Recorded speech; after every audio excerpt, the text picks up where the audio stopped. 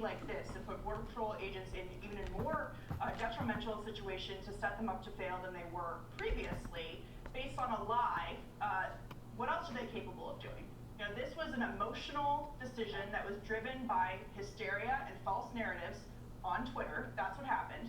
And Democrats are constantly turning the good guys, in this case, Border Patrol, they've done it with the police, into bad guys to satisfy this emotional political agenda that they have. And it's very obvious to see where they're going because they need a distraction from this real crisis, catastrophe, right? Al Sharpton was at the border today.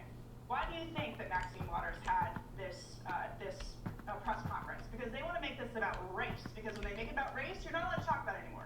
Yeah. Can't talk about the failed policies, can't talk about how they're not doing their job, can't talk about the threat to American communities from not testing for COVID or for, I don't know, criminals who are taking over buses and injuring our ICE officers, right?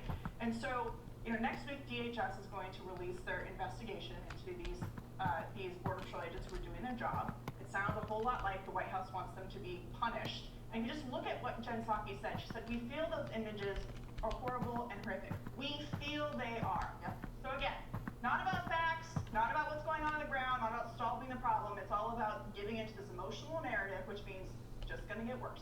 You know, Geraldo, Republicans get a lot of things wrong. There's a lot of being in love means never having to say you're sorry. Oh, that's good. Win a hug.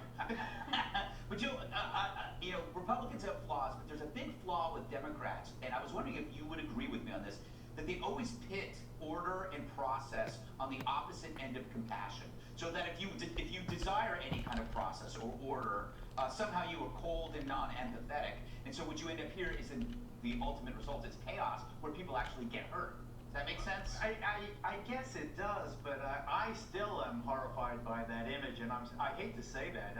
I know that it is not the substantive, heart of this matter.